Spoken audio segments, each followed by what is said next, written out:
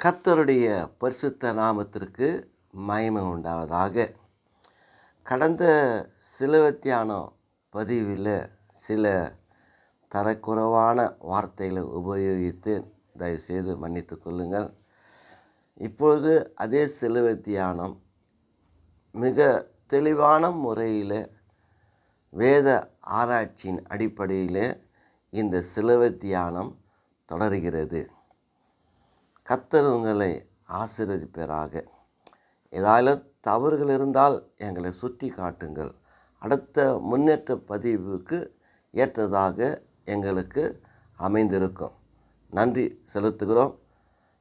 இப்பொழுது சிலுவை தியானத்தில் ஒரு முக்கியமான ஒரு பாயிண்ட், அதாவது திருத்துவ தேவனை குறித்து திரித்து பேசவும் நான் வரவில்லை, திருத்துவத்தை பிரித்து பேசவும் வரவில்லை.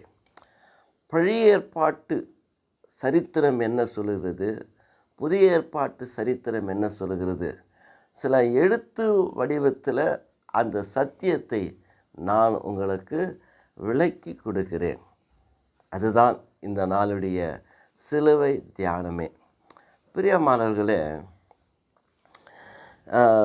அதாவது இந்த கர்த்தராகிய இயேசு கிறிஸ்து சிலுவையில் அறையப்படும் பொழுது லூக்கா 23:34 வாசித்தால், பிதாவே இவர்களுக்கு மன்னியும் என்று கேட்டார்.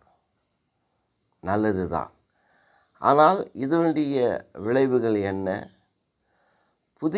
பழைய ஏற்பாட்டில் யெகோவா தேவனாகிய கர்த்தர், பிதாவாகிய தேவனாகிய கர்த்தர், பிதாவாகிய தேவன், யெகோவா தேவன் என்றதான அவருக்குரிய அந்த மன்னிப்பினுடைய சுவாப லட்சணங்கள் எப்படி வேதத்தில் இருக்கிறது என்பதை சுட்டி காட்டி ஒரு தெளிவான ஒரு உபதேசத்துக்குள்ளே நாம் கடந்து வருவோமாக. கர்த்தர் நமக்கு அதை உதவி செய்வாராக. முதலாவது பிதாவாகிய தேவன் அந்த கர்த்தரிடத்தில் மன்னிப்பு என்பது இருக்கிறது. ஆனால் அவ்வளவா ஜனங்களை மன்னித்ததாக சரித்திரம் எனக்கு தெரியல. இருக்குது, எங்கே 1-2 இருக்குது. ஆனால் அதிகமாய் அதனுடைய விளைவு அவருடைய கோபத்தை தான் எடுத்து காட்டுகிறதாக இருக்கிறது. அதாவது ஏசாயா 14:12 வரைக்கும் நம்ம வாசித்தால், அந்த லூசிபராகிய அந்த தேவ தூதனுக்கு நாம் தேவனை போல மாறணும், அதாவது அவருடைய ஆராதனை கூட்டத்தில் நான் நடுவில் உட்காரணும், அவங்களையும் என்னை துதிக்கணுன்ற ஒரு ஆசை வைத்ததுனால அந்த பிதாவாகிய தேவன் அவனை ஆகாதமான பாதாளத்தில் தள்ளிவிட்டார். அப்போ என்னன்னு கேட்டால், மன்னிக்கப்படவில்லை. அவன் செய்த தவறுக்கு தண்டனை கொடுத்து அவனை கீழே தள்ளிட்டார்.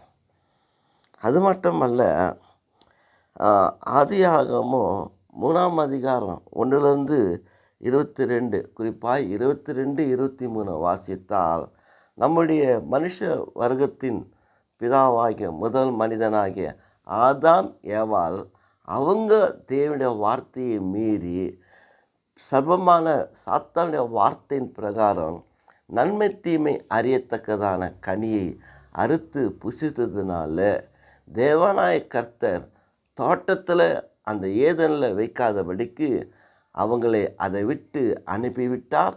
22-23 மனுஷனை துரத்தி விட்டு அந்த ஜீவ விருட்சத்தின் கனியை பறிக்காதபடிக்கு கதவை அடைக்கிறார். அதாவது அவருடைய அந்த ஒளி சுடர்களை வச்சு கேருபீன்களை வைக்கிறார். தேவன் மன்னிக்கிறவராக இருந்தால் மன்னித்து இருக்கலாம். ஆனால் மன்னிக்கிறவர் தான். ஆனால் அவங்க செய்த தவறுனால தன்னுடைய கோபத்தை தான் அவர் கொட்டி தீர்க்கிறார். அப்போ அப்படி பார்க்கும்போது ஆதியாகமம் 4:1-13 வரைக்கும் வாசித்தால், காயின் தன்னுடைய சகோதரனாகிய ஆபேலை கொலை செய்கிறான். தேவனாய் கர்த்தர் காயினுடைய காணிக்கையை ஏற்றுக்கொள்ளாததுனால அவர் மேலே இருக்கிற கோபத்தை தன் சகோதரனாகிய ஆபேல் மேலே விட்டதுனால அவன் கொலை செய்தான். அதனால் என்ன நடந்தது? தேவன் அந்த காயினை கடிந்து கொண்டு அவனை விசாரித்து கடிந்து கொண்டு அவன் பூமியிலே நிலையற்றவனாக அலைந்து திரிந்து பூமியினுடைய உழைப்பினால் அது நல்லா விளைச்சல் கொடுக்குதோ இல்லையோ அதை சாப்பிட்டவன் ஜீவனம் பண்ணணுன்ற ஒரு மிகப்பெரிய சாபத்தை அவனுக்கு கட்டளையிடுகிறார். அவனும் நீ இட்ட கட்டளை தண்டனை தாங்க முடியலன்னு கொஞ்சம் தண்டனையை குறைச்சி கேட்குறார். இப்போது தேவன் அந்த காயின் மேலே எரிஞ்சு தான் விழுந்தார். அது மட்டுமல்ல, ஆதியாகமம் 6ஆம் அதிகாரத்தை நம்ம வாசித்தால் அங்கே நோவா காலத்தில் ஜனங்கள் தவறு செய்கிறாங்க. அப்போது மனுஷனை சிருஷ்டித்ததுக்காக வருத்தப்படுகிறார். மனுஷனுடைய நினைவுகள் நித்தமும் பொல்லாதவையானவைகள், அவருடைய அக்கிரமம் நிறைந்த ஒரு மனிதனாக இருக்கிறார். ஆகவே இந்த பூமியை நம்ம நிக்கிரகம் பண்ணுகிறோம். அதாவது மிருகத்திலிருந்து பறவையிலிருந்து எல்லா மனுஷர்களையும் நாம் 40 நாள் மழையினால் அழிக்கணும். நோவா குடும்பம் தவிர்த்து மற்ற எல்லாரையுமே அவர் சேக வச்ச சில மிருகங்கள் பறவைகளை தவிர்த்து மற்ற எல்லாவற்றையும் அழித்து விட்டார். அங்கே தேவனுடைய கோபம் வெளிப்பட்டது. அப்படியே நம்ம வாசித்து கொண்டு போனால் அந்த ஆதியாகமம் 18ஆம் அதிகாரம் 15லேருந்து 1லேருந்து வாசித்தா தெரியும். அதில் குறிப்பாக 15லேருந்து 19 வாசித்தால் சோதோம் கோமோரா பட்டணம் அங்கே செய்த தவறுனால அவர் என்ன பண்ணுறாருன்னா அக்னியினால் அந்த பட்டணத்தை அழிக்கிறார். அங்கேயும் மன்னிப்பு கொடுக்கல. அவருடைய கோபத்தை தான் அங்கே வெளிப்படுத்தி அவர் என்ன செய்கிறார்? அந்த பட்டணத்தையே அழிக்கிறார். அதே போல் யாத்திராகமும் 3ஆம் அதிகாரம் 4வது வசனத்தை நம்ம வாசித்தால் மோசே தேவனுடைய ஊழியத்தை செய்யும்படி அவரை அழைக்கிறார். அவர் என்னென்னோ சொல்லி பார்த்தார், நான் இந்த ஊழியத்துக்கு நான் தகுதி அற்றவன், இல்லை நீ தான் போகிறேன்னு சொல்லி கட்டாயப்படுத்தி அவரை கொண்டு வந்து அந்த எகிப்தில் இருக்கிற இஸ்ரவேலை விடுவித்து கானானுக்கு கொண்டு போகிறார். அப்படி கொண்டு போகிற வழியில் யூதா 5ஆம் அதிகாரத்தை வாசித்தால் ரட்சிக்கப்பட்டு பின்பு அவங்க என்ன பண்ணுறாங்க? விசுவாசியாதவர்களை அழித்து போட்டார்னு வசனம் சொல்லுகிறது. அப்போது இப்படிப்பட்ட ஒரு அழிவை கொடுக்கக்கூடிய தேவன் அந்த எகிப்தில் இருக்கிறத விடுவிக்க வேண்டிய அவசியமே இல்லை. ஏன்னா அங்கேயே விட்டுட்டு இருக்கலாம்னு நான் நினைக்கிறேன். ஆனால் கொண்டு வந்து அவங்க விசுவாசிக்காதனால மன்னிக்கல, கோபத்தை தான் கொட்டி தீர்த்தார் ஆண்டவர். அது மட்டுமல்ல, தொடர்ந்து நம்ம வாசித்தோம்னா அந்த யாத்திராகமம் 16ஆம் அதிகாரம் 12 இதெல்லாம் நம்ம வாசித்தோம்னால் என்னாகமும் 11ஆம் அதிகாரம் 20, 21 வாசித்தால் இறைச்சிக்காகவும் அப்பத்துக்காகவும் புலம்புகிறாங்க. என்னை அந்த வனாந்தரத்தில் எனக்கு என்ன கிடைக்குது? முறுமுறுக்கிற ஜாதி, வணங்கா கழுத்துள்ள ஜாதி, கடினமுள்ள இருதயமுடையவங்க. அப்போ தேவன் தன்னுடைய வார்த்தையினால் அவங்களுக்கு நான் இறைச்சி கொடுப்பேன்றார். அவரு மோசே கடலுக்கிற மீனை கொடுத்தா கூட பத்தாதேன்றார். நான் கொடுக்குறேன், நீ பயப்படாதன்றார். அதே போல் காடையை அனுப்புகிறாரு, மன்னாவை அனுப்புகிறார். 1 மாதம் வரைக்கும் சாப்பிடுவீங்க, அதோடைய ருசி பதார்த்தம் நம்முடைய சுவாசத்தில் வரும் என்று சொல்லி சொல்லுகிறார். அப்படி இருக்கும்போது அதை சாப்பிடும்போது தேவன் அங்கே ஒரு மிகப்பெரிய கோபத்தை கொட்டி தீர்க்கிறார், அடிக்கிறார் ஆண்டவர். அவங்கள தவறு செய்தவங்கள விடலை. அப்போது அப்படி பார்க்கும்போது இந்த என்னாகமும் 20ஆம் அதிகாரம் 8லேருந்து 12 வரைக்கும் நம்ம வாசித்தோம்னா அங்கே அவங்க என்ன பண்ணுறாங்கன்னா அந்த இஸ்ரவேல் ஜனங்கள் அந்த தவறுகள் வேசித்தனத்தை செய்யப்படும் பொழுது அந்த மோவாப்பு ஸ்திரியர் மீதியான ஸ்திரீகிட்ட தவறாக நடக்கும்போது தேவனுடைய கோபம் பற்றி எரியுது. அதனால் சுமார் ஒரு 10,000 பேரை அவங்கள கொன்று அவர் குவிக்கிறார். என்னாகமோ 1:21 1லேருந்து 9 வரைக்கும் வாசித்தால், அந்த ஆராத் கானான் அந்த இஸ்ரவேல் ஜனங்கள் சிறையிலிருந்து பிடித்து வந்ததுனால இந்த மோவாபியர் கர்த்தருக்கு விரோதமாக முறுமுறுத்தார்கள். அதனால் கொல்லிவாய் சர்ப்பங்களை அனுப்பி அநேக ஜனங்களை சாகடித்தார். அது செத்து போனாங்க. அப்போ அங்கேயும் தேவனுடைய கோபந்தான் இருக்குது, மன்னிப்பு வரலை. அதே போல் 1 சாமுவேல் 6ஆம் அதிகாரத்தை வாசித்தால், பெத்ஷிமேசின் மனுஷர்கள் பெலிஸ்தரிட்டிருந்து அந்த உடன்படிக்கை வந்ததுனால அங்கே உள்ள மக்கள் அதை திறந்து பார்த்ததுனால சுமார் அங்கே எவ்வளோ பேர் 50,000 பேர் இறந்து போனாங்க. பெட்டி திறந்து உள்ளுக்குறத பார்த்ததுனால கர்த்தர் அடிச்சிட்டார். அவ்வளோதான், முடிஞ்சிச்சு. மன்னிப்பில்லை, தன்னுடைய கோபத்தை தான் அவர் காண்பிக்கிறார். என்னாகமம் 3:4, லேவியராகமம் 10:1-2 வாசித்தால், அங்கே தூபம் காட்டும்போது அக்னி இல்லாமல் போனதுனால ஆரோனுடைய குமாரர்கள் நாதாபும் அபியூவும் அந்நிய அக்னி, அந்நியனாக்கா அடுத்த தெய்வ கோயில்லையோ அங்கே போய் ஏதோ அந்த அக்னி எடுத்து கர்த்தரிடத்துக்கு வந்து தூபம் காட்டுறாங்க. அப்படி காட்டும்போது கர்த்தருடைய சந்நிதியிலே செத்து போகிறாங்க. அது ஒத்துக்கலை. ஏன்னு கேட்டால், அது அந்நியது, நமக்கு வேணாப்பா அப்படின்னு சொல்லிட்டு அவர் என்ன பண்ணிட்டார், தன்னுடைய கோபத்தை தான் காட்டினார். 1 சாமுவேல் 13ஆம் அதிகாரம் 8லேருந்து 14 நம்ம வாசித்தோம்னா, சாமுவேல் அவருடைய வாழ்க்கையில் என்னன்னாக்கா, அந்த துணிந்து அந்த சர்வாங்க தகன பலியை விடுகிறார். ஏன்னா அங்கே சவுல் காத்திருக்க வேண்டும். ஆனால் காத்திருக்காதபடிக்கு அவர் துடிஞ்சு போய் சாமுவேல் வரலையே, ஜனங்க செதறுன்ட்டாங்கன்னு சர்வாங்க தகன பலி செலுத்துகிறார்.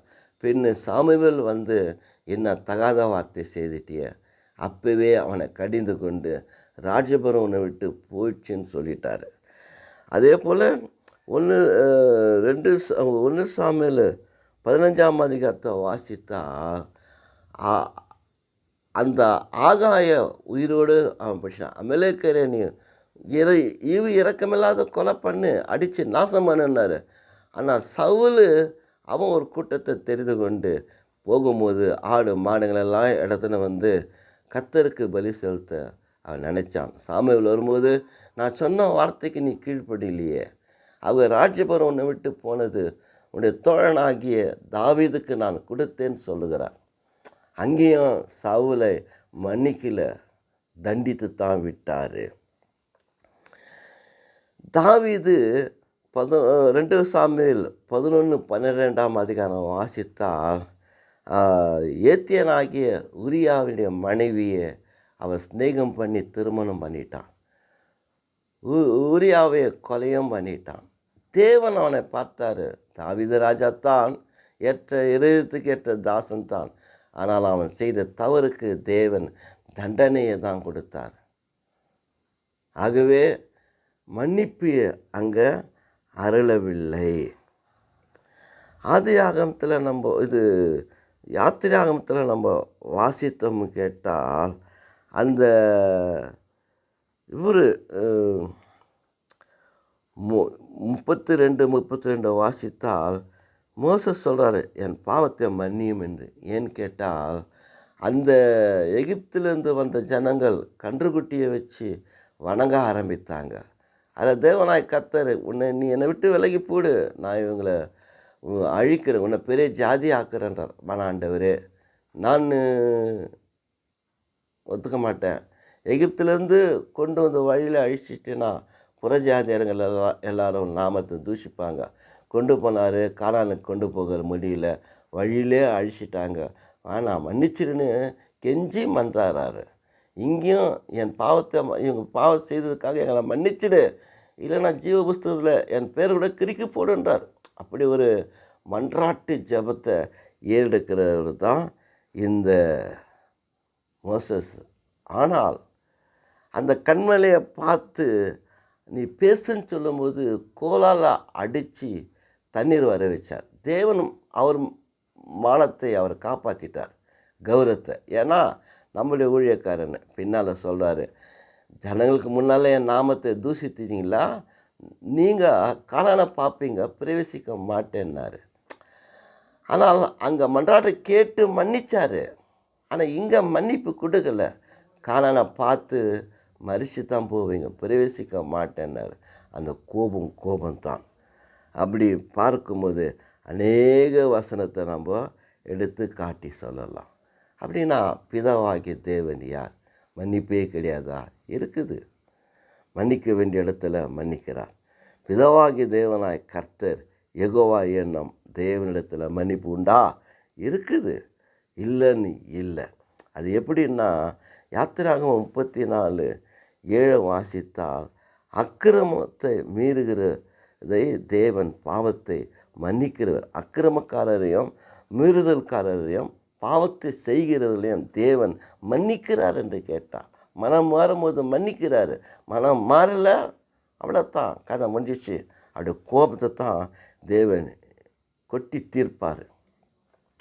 எப்படின்னா இந்த கற்பலகை மோசே மீண்டும் அதை செய்து கத்தடத்தில் போகும்போது அப்போ அவங்க சொல்கிறாங்க என்னன்னா, அவர் எரிச்சல் உள்ள தேவன். ரெண்டாவது அவன் மன்னிக்கணும். அவர் அக்கிரமத்தையும் மீறுதலையும் மன்னிக்கிறவர். மோசே செய்து எடுத்துன்னு போகிறாரு. யோசுவா 24:19 வாசித்தால், அவர் எரிச்சல் உள்ள தேவன், பாவத்தை மன்னியார். மன்னிச்சா மன்னிக்கலாம், மன்னிக்கலாம்னா இல்லை. அவருடைய விருப்பம். அவர் யாருக்குமே அடிமைப்பட்டவர் இல்லை. மனம் போல் வாழக்கூடியவர்.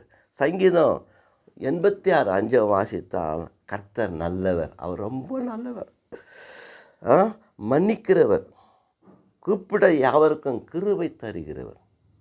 அதுதான் ஒரு மிகப்பெரிய ஒரு சத்திய வார்த்தை பிரியமார்களே. அப்புறமா தொடர்ந்து நம்ம வாசித்தோம்னா ஏசாயா 57:7 மணிக்கணும், 57 55:7 தப்பாயிட்டுக்குது. அங்கே பாவத்தை மன்னிக்க கர்த்தர் தயவு பெற்றிருக்கிறார். தயவு எப்படி வருது பாரு. ஒரு பாவத்தை மன்னிக்க ஒரு தயவு இருக்கணும். தயவுன்னா ஒரு தாய்கிட்ட இருக்குதான். அன்பும் இரக்கமும் தயவு தான் பிள்ளை மேலே காட்டுகிறது. அதுபோல் தேவனாய் கர்த்தர் தாயிலும் மேலானவர். நம்மிடத்தில் அவர் அன்பும் இரக்கமும் தயவும் உள்ளவராக இருக்கிறார். எவ்வளோ ஒரு நல்ல ஆண்டவர் பாருங்கள். முத மன்னிப்பு எங்கே உருவாகினது அது நமக்கு தெரியுமா? யாக்கோப்புக்கிட்ட உருவாகுது. எப்படின்னா, அவர் மரண காலத்தில் தன்னுடைய பிள்ளைகளை கூப்பிட்டு, போ உங்கள் சகோதரர்கிட்ட போயிட்டு அவங்கக்கிட்ட மன்னிப்பு கேளுங்க அனுப்புகிறார். அப்போ ஆளுங்களை அனுப்பி இவங்களும் போய் தாழெழுந்து, யோசேப்பே, நாங்கள் உமக்கு செய்த தவறுகளை மன்னித்தரலாம் அப்படின்னு சொல்லும்போது தான் அவர் மன்னிக்கிறது மட்டுமல்ல, அவர் என்ன பண்ணுறாரு, ஏன் பயப்படுறீங்க, நீங்கள் தீமை செய்தீங்க, கர்த்தர் எனக்கு நல்லதையாக நன்மையாக மாற்றிவிட்டார், உங்களை இந்த நாளை பராமரிக்கிறேன், அதை விடு அப்படின்னு சொல்கிறாரு. அங்கே தான் அந்த இது. ஏன்னா ஒரு பெரிய துரோகக்காரனுங்க இவங்க சகோதரங்க. யாக்கோப்பு யார்? ஆட்டு ரத்தத்திற்கும் மனுஷ ரத்தத்துக்கும் வித்தியாசம் தெரியாதவரா?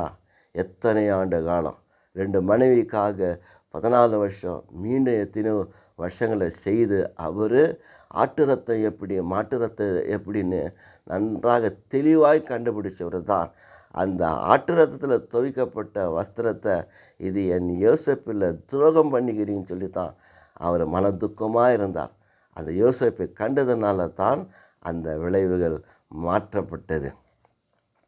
ஆகவே மன்னிப்புன்றது அப்படி தான் பிரியமல். மோசே கூட அதுதான் 32 மன்னி என்று கெஞ்சுகிறார்.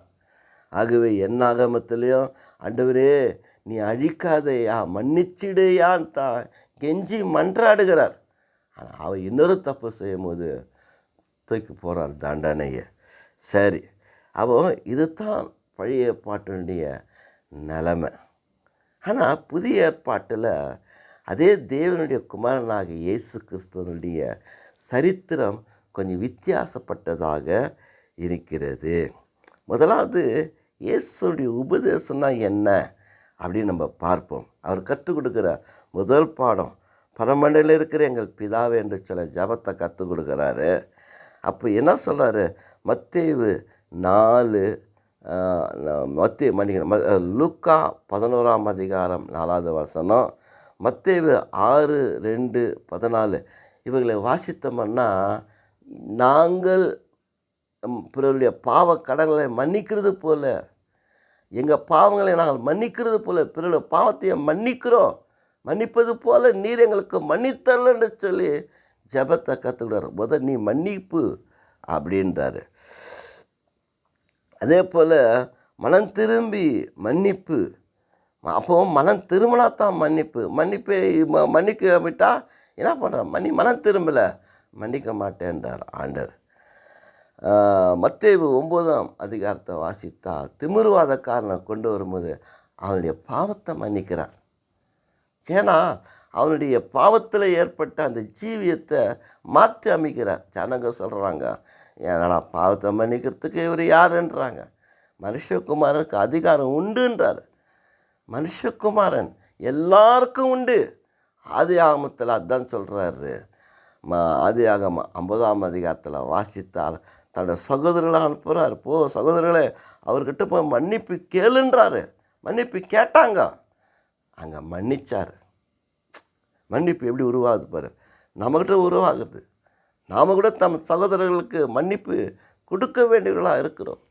அதுதான் நமக்கு தேவையானது. அதே போல் மத்தேயு 26ஆம் அதிகாரம் 27-28 வாசித்தால், திராட்சரசத்தை கொடுக்கும்போது உங்களுக்காக சிந்தப்படுகிற புதிய உடன்படிக்கையாகிய இரத்தம் எதுக்கு?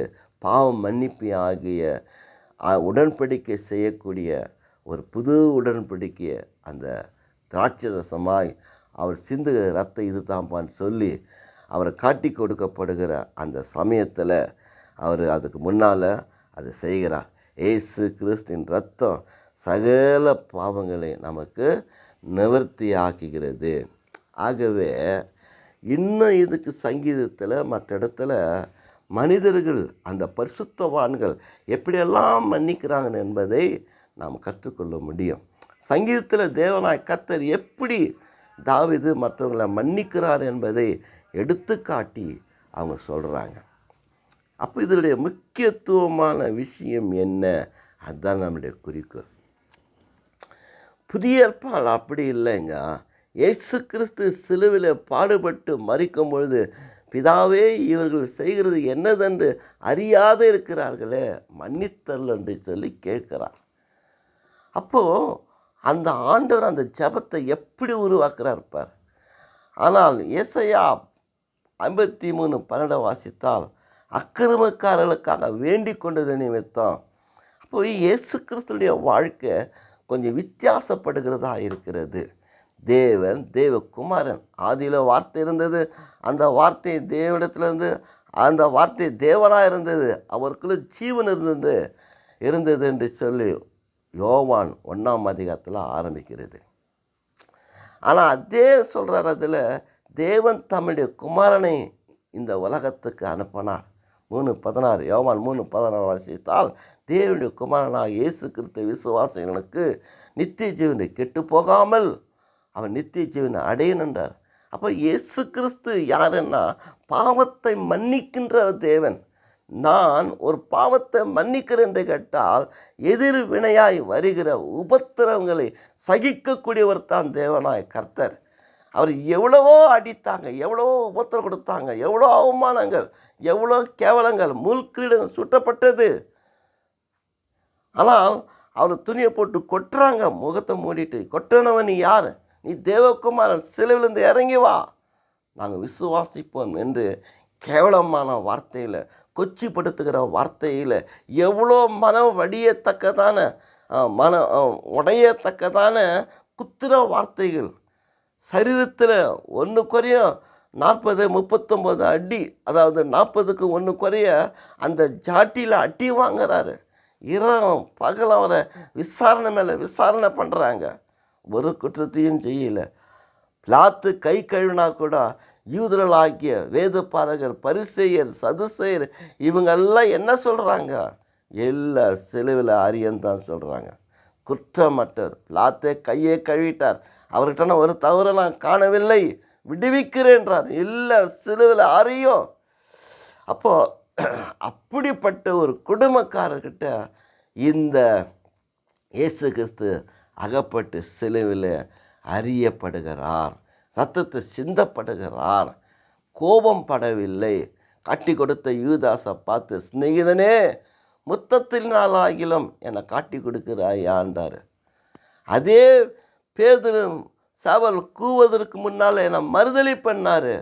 மறுதளித்த பின்னால் அவர் என்ன பண்ண, யோனாவின் குமாரனாகிய சீமோனே என்னை நேசிக்கிறாயான்றான். ஐயா, நேசிக்கிறேன்னு சரண்டர் ஆகலாம்.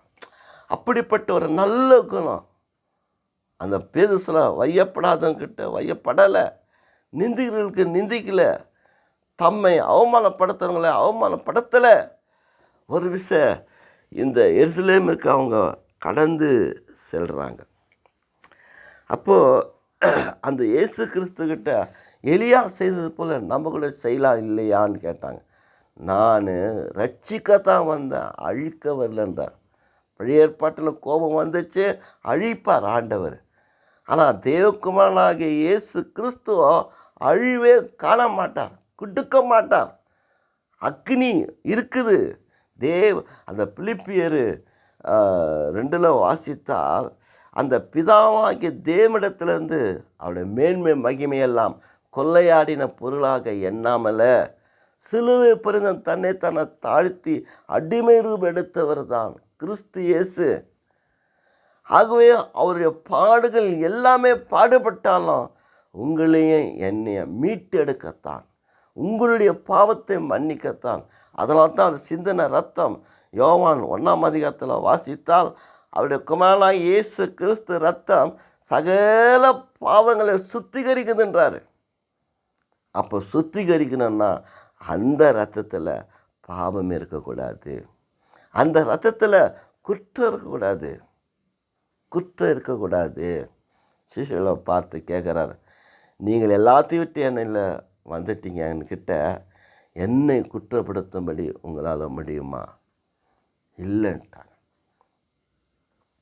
அவரை குற்றப்படுத்த யாராலுமே முடியாது. இன்ன வரைக்கும் மகா தூய்மை உள்ளவர், மகா பரிசுத்தம் உள்ளவர், மகா தேவகுமாரன், தேவ தன்மையில் தேவ மகிமையில் வந்தவர்.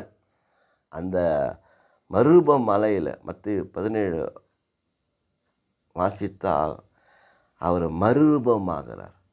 அந்த மோசஸும் எலியாவும் மரணத்தை குறித்து பேசும்பொழுது மகிமையிலே காணப்படுகிறார்.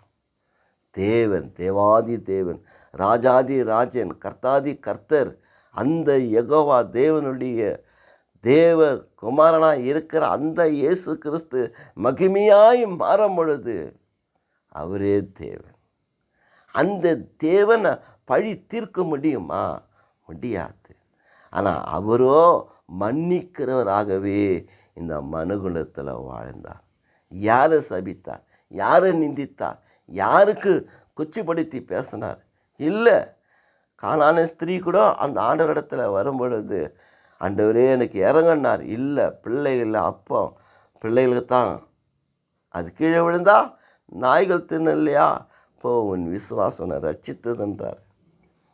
யாரையும் புறம்ப தள்ளாத தேவன். ஒரு ஸ்திரீ அந்த பரிமள தைலத்தை அந்த குஷ்டரோகியாகிய பரிசேயன் வீட்டில் விருந்து வைக்கும்போது ஊற்றி அழுகிறா. தன்னுடைய தலை மயிரினால் அந்த காலை துடைக்கிறா. ஓயாமல முத்தம் செய்கிறா. சீமோனே, நீ கூட எனக்கு மரியாதை கொடுக்கல. இந்த ஸ்திரீ மரியாதை கொடுத்தா. ஏன்னா ஒரு விபச்சார ஸ்திரீயாய் எல்லாரும் மனதில் காணப்பட்டதுனால இது தேவகுமாரனுக்கு தெரியாதா? தெரிஞ்சுது. அதனால் உன் பாவத்தை எல்லாம் மன்னிக்கிறம்மா போ. சமாதானத்தை போ, உன் விசுவாசம் உன்னை ரட்சித்தது, மன்னிக்கணும், உன் விசுவாசம் உன்னை ரட்சித்தது, சமாதானத்தில் கடந்து போ. அப்போ இயேசு கிறிஸ்து இந்த உலகத்தில் மன்னிப்பு கேட்பதற்கு எதுக்காக? பிறரை மன்னிக்கத்தான் பிரியமானங்களே. ஏற்கனவே கற்றுக் கொடுத்தது போல் நாம் அவருடைய சிலுவை தியானத்தில் தியானிக்கிற நம்முடைய கிறிஸ்தவ வாழ்க்கையில் நாம் கூட மன்னிக்கிறவர்களாக முதல் ஸ்டெப்பில் நம்ம இருப்போம். பிறரை கனம் பண்ணுன்றார். எப்படி கனம் பண்ணுவேன்? அவன் குற்றத்தை மனசில் வைக்கக்கூடாது. மன்னிக்கக்கூடியவர்களாக இருக்கணும். அதை மறக்கக்கூடியவர்களாக இருக்கணும். நம்முடைய பாவத்தை தேவன் எங்கள் கடலுக்கு ஆழத்தில் போட்டார், முதுகு பின்னால் போட்டார், அல்லது கிழக்குக்கும் மேற்குக்கும் அவ்வளோ தொலைவில் போட்டேன்னாரு. அப்போ அதுக்கு என்ன காரணம்? மன்னிப்பு தான். அந்த மன்னிப்பையே உருவாக்கி மன்னிக்கிற தேவன் தான் இயேசு கிறிஸ்து. அவ்வளோத்தில் எவ்வளோ பாவம் செய்துட்டு போனாலும் கூட மன்னிப்பார். ஆனால் செய்துட்டு போல செய்த பாவத்துக்கு மன்னி கொடுப்பார். மன்னித்த பின்னால் அவன் நீதிமானாக மாறிவிட்டான். ஒரு உத்தமனாக, ஒரு சன்மார்க்கனாக மாறுகிற தேவன். அப்போ எவ்வளோ அதை மன்னிப்பு கேட்குறான்னா, நம்ம மேலே இருக்கிற அந்த அன்பு, நம்ம மேலே இருக்கிற அந்த பாசம், நம்ம அந்த அந்த உள்ளத்தை உடைச்சி அப்படியே கொட்டுகிற அந்த அன்பு தான் மன்னிப்பாய் காணப்படுகிறது. ஏசாயால வாசித்தால் அந்த மன்னிக்க தயவு பெற்றிருக்கணும். ஆனால் இவர் எப்படி தயவு பெற்றார்? அந்த சிலுவின் மரணத்தினால தான் அந்த தயவு அவருக்கு கிடைச்சிது. அங்கே தயவுனா சிலுவின் பாடு மரணம். அவர் பாடுபட்ட அந்த ரத்தத்தை சிந்தினார்ப்பார், உயிரே விட்டார்ப்பார். அங்கே தான் உருவானது தயவு. அந்த தயவு தான் நமக்கு கொடுக்குறார்.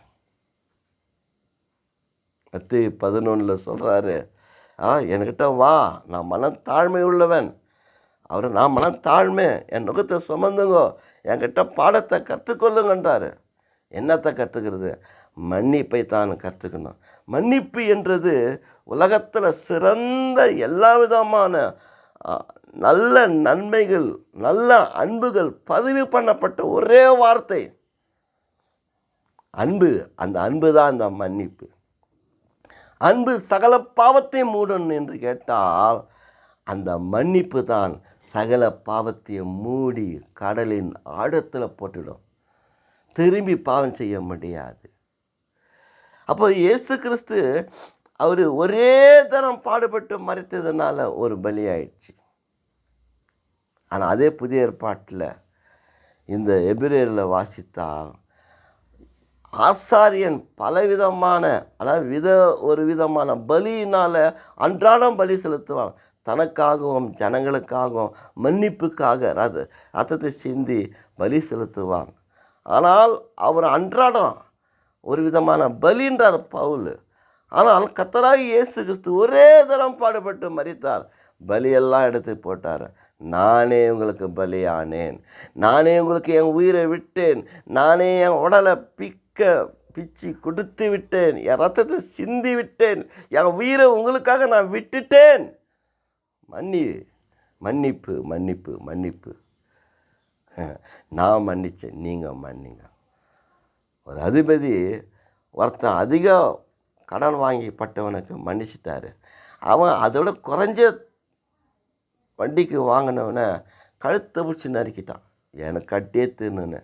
இது ராஜாவுக்கு தெரிஞ்சு, நானே உன்னுடைய கடன்களை அடிச்சிட்டேன், மன்னிச்சிட்டேன், நீ மன்னிக்கக்கூடாதா? அப்போ கட்டி திரு வரைக்கும் நீ எங்கே இரு, சிறைசாலையில் இருன்னு அவர் சொல்கிறாரு. அப்போது அவரும் மன்னிக்கிறாரியா. நம்ம மன்னிப்புக்கு எங்கே? கிறிஸ்தவனுடைய வாழ்க்கையில் மன்னிக்காத ஒரு பெரிய தேமையான சுவாபம் இருக்கிறதுனால தான் முகத்தை நொடிச்சிக்கின்னு போகிறான். அவனை பார்த்தாலே உள்ளம் அப்படியே நொறுங்கி விலகி போகிறான். நான் அப்படி இல்லை. என் வாழ்க்கையில் தப்பு செய்தாலும் சரி, செய்யாட்டும் சரி, மனவகந்து போவேன். செய்த தப்பை மன்னிப்பு கேட்டுக்குவேன். அவர் கற்றுக் கொடுத்தவரா பாடம் என்ன தெரியுமா? வீட்லேயும் சரி, எங்கேயுமே சரி, தப்புண்டா செய்தேன்னு, இது யார் செய்தேன்னு கேட்பான். ஐயா, நான் தான் யார் செய்தேன்னுவேன். அவங்க தப்பு எனக்கு நல்லது, ஆனாலும் அவன் தப்பை உணர்த்தும் போது நான் தான் எவ்வளோ ஒரு மேன்மை. தன்னை தவற ஒத்துக்கொள்ளணும். ஒத்துக்காத ஜீவி நமக்குள்ளே இருக்கக்கூடாது ஐயா. மன்னிக்கணும்னா நம்முடைய தவற உணர்ந்தால் நமக்கு மன்னிப்பு உண்டு. நம்மை மன்னித்தால் பிதா அவங்கள மன்னிக்கிறார். நாம் அவங்கள மன்னித்தால் பிதா நம்மை மன்னிப்பார். அதுதான்யா இந்த கிறிஸ்துவ உபதேசம். சாதாரண விஷயம் கிடையாது. அவ்வளோ ஒரு ஆழமான சத்தியம் இருந்த ஒரு மன்னிப்பு தான் இந்த கிறிஸ்து கொடுத்தார். அப்போ எவ்வளோ ஒரு நம்ம மேலே பிரியமுள்ள அக்கிரமக்காரத்துடைய ஆத்மாக்களுடைய பாரத்தை சுமந்தவராக எப்படி ஆகலாம், என் உயிரே போனால் விட பரவாயில்ல மன்னிக்கணுன்ற அந்த மன்றாட்டை பண்ணுறாரு பாரு. அது தாங்க ஒரு விஷயம். ஒரு ஊழியக்கார் மீட்டிங் போயிருந்தேன். சித்தூர் பட்டணத்தில் தான் நான் போனேன். என் நண்பர் தான் அந்த பாஸ்டர் கூட. அவருடைய சபையில் லங்கையிலேருந்து ஒரு ஊழியக்காரர் வந்தார். அவர் ஒரு கூட்டத்தை வச்சாராம். ரொம்ப சின்ன சபை. ஐயா வராருப்பா, நிறைய வாலிபர் பிள்ளைங்க வரணுன்னு நான் ஜெபிக்க போகிறேன், என்னை டிஸ்டர்ப் பண்ணாதன்னு போய் உக்காந்துட்டார். ஜெபம் பண்ணுறான். பகலெல்லாம் போய் ஜெபம் பண்ணுறாரு. சாயங்காலம் ஆச்சு, நைட் ஆச்சு, வந்து சாப்பிட்றா. இல்லை இருப்பா சாப்பிட்றேன். 12 ஆச்சு, இருப்பா சாப்பிட்றேன். 1 ஆச்சு, 2 ஆச்சு, வரவே இல்லை. விடிகாலம் 5 மணி. இவர் தூங்கல. இவரும் ஜெபம் பண்ணுகிறார் பாஸ்டர். விடிகாலம் அந்த இடத்துல போய் அந்த ஜபரில் போய் அவனை எழுப்புனா அவர் உயிர் அப்படியே போயிட்டுக்குது. எவ்வளோ ஒரு ஆத்மா பாரம் நிறைஞ்ச அந்த பிள்ளை.